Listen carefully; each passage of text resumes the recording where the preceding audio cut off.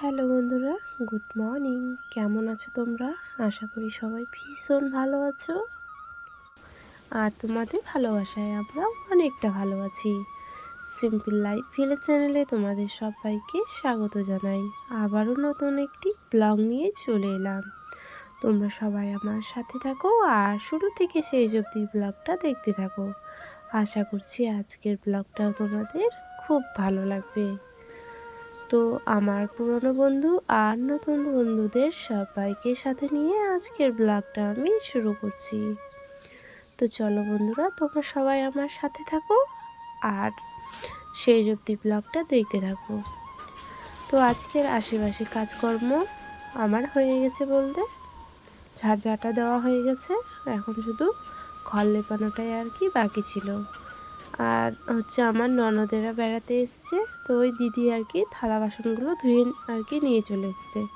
আমি শুধু ঝাড়ঝাঁটাটা দিলাম আর তারপর একটু বাড়িটা আর কি একটু করে লেপে নিচ্ছি।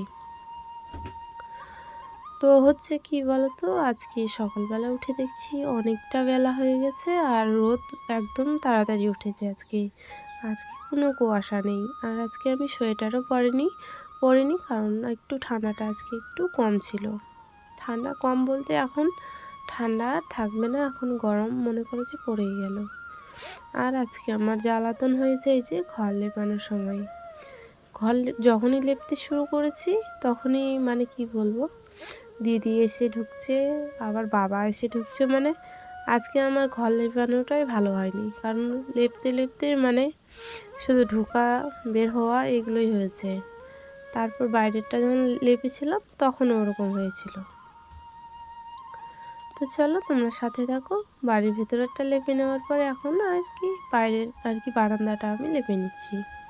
তো লেপানোর সময় দিদি আর কি বসেছিল, তো দিদির সাথে গল্প করছি আর কাজটা আর কি করে নিচ্ছি আমি। তো দিদি আসলে পরে আমার ভীষণই ভালো লাগে, কারণ দিদি আর কি আমার নিজের দিদি নেই আর বোনও নেই আমার, তো ওই দিদিটাই আর কি দিদির মতো মনে করি আমি। তো এই যে তারপরে হচ্ছে এই তোমার মা আর কি আবার ভিতরে ঢুকলো, আবার বেরোবে। মানে আজকে বলছি না, ঘর লেপানোটা একদম বরবাদ হয়ে গেছে, না লেপলে পরেই মানে ভালো হতো। তো ঘর লেপানোর পর আর কি এখন আমি পুকুর পাড়ে আর কি বালতিটা আর কি ধোয়ার জন্য চলে এসেছি। তো বালতিটা ধোবো, তো কি চিন্তা করছে আমি জানি না। তো তারপরে মা আসলো, তারপরে হচ্ছে বাবা আসবে জল নিতে। তো এরকমই হয় আমার সাথে, যখনই পুকুরে নামবো কেউ না কেউ বালতি নিয়ে এসে আর কি দাঁড়িয়ে থাকবে। তো বাবাকে এক বালতি জল আর কি তুলে দিলাম, তারপরে আমি ভালো করে বালতিটা আর কি মেজে নিয়ে ধুয়ে আমিও এক বালতি জল আর কি নিয়ে উঠে পড়বো। তারপর মা আবার কাপড়গুলো যে রেখেছে পুকুর পাড়ে, তো ওগুলো আর কি কেচে নেবে তার জন্য। তারপরে এই যে দেখো তোমার দাদা ভাই আর কি আমার হাতে আর কি হ্যান্ডি প্লাস আর কি লাগিয়ে দেবে। তো রূপা দিদি ভাই, তুমি আমাকে কমেন্ট করেছিলে যে ব্যান্ডেজ আর কি হাতে বাঁধানোর জন্য, তো তোমার দাদা ভাই আর কি বলছে যে এই যে হ্যান্ডি প্লাসটা দিলে বলে তাড়াতাড়ি আর কি ভালো হয়। তো ব্যান্ডেজ তো কিনে আনিনি, তোমার দাদা ভাই এই যে হ্যান্ডি প্লাসটা নিয়ে এসছে। তো তোমার দাদা ভাই অনেক দিন ধরেই বলছিল যে তুমি হাতে লাগাও হাতে লাগাও, তো আর কি আমি আর কি ভয় পাচ্ছিলাম। তো তবুও তোমার দাদা আর কি এটা আর কি আমাকে লাগিয়ে দিল। তো তুমি ভালোই কথা বলেছো, অনেকটা মানে আমার জন্য ভাবার জন্য অনেক মানে ধন্যবাদ তোমাকে, যে আমার জন্য তুমি এতটা ভেবেছো। কারণ তোমারও তো সংসার আছে, বা আমাকে নিজের মনে করো বলেই আমার কথা আর কি ভেবেছো। তো দিদিভাই, তোমাকেও আমি আমার নিজের দিদি বলেই মানি।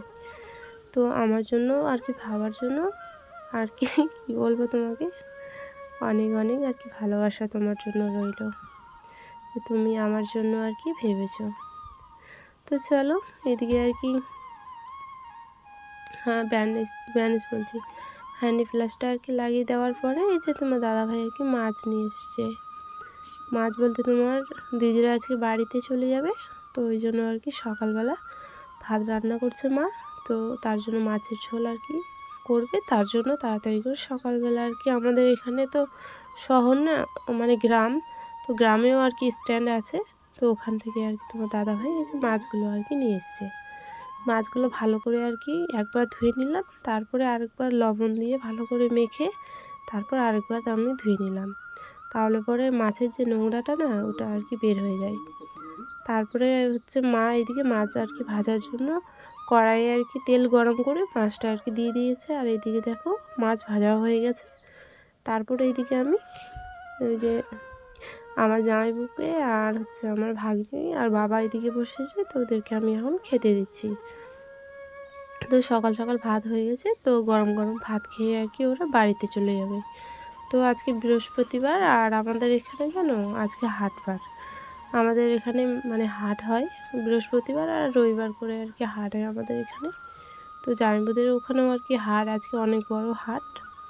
তো ওই জন্য বলছে যে আজকে বাড়িতে আর কি চলে যাবে। তারপর ওই যে আমার মেয়ে আর কি আসলো, তো ওকেও আর কি একটু পরে আর কি খেতে দেবো, আগে বাবাদেরকে আর কি দিয়ে দিই। তো আজকে রান্না হয়েছিল আলু ফুলকপি দিয়ে হচ্ছে মাছ আর কি ভেঙে দিয়েছিল আর কষা কষা করে রান্না করেছিল। আর হচ্ছে মাছের হচ্ছে আলু দিয়ে হালকা পাতলা করে আর কি ঝোল করেছিল। তো বাবাকে জামাইবাবুকে দিয়ে দিলাম, আর ওইদিকে আমার ভাগ্নি বসেছে, তো ভাগ্নিকেও আমি আর কি দিয়ে দিলাম। তারপরে আর কি আমার মেয়েকে আমি আর কি পরে একটু দেব, কারণ ও একটু পরে বসেছে, তো ওদেরকেও একটু আগে আর কি দিই। তারপরে দেখো এই যে মাছের ঝোলটা এরকম আর কি পাতলা করে ঝোল করেছে টমেটো দিয়ে, আর এখানে তোমার ফুলকপি আলু দিয়ে আর কি একটা রান্না করেছে। টাটা বল।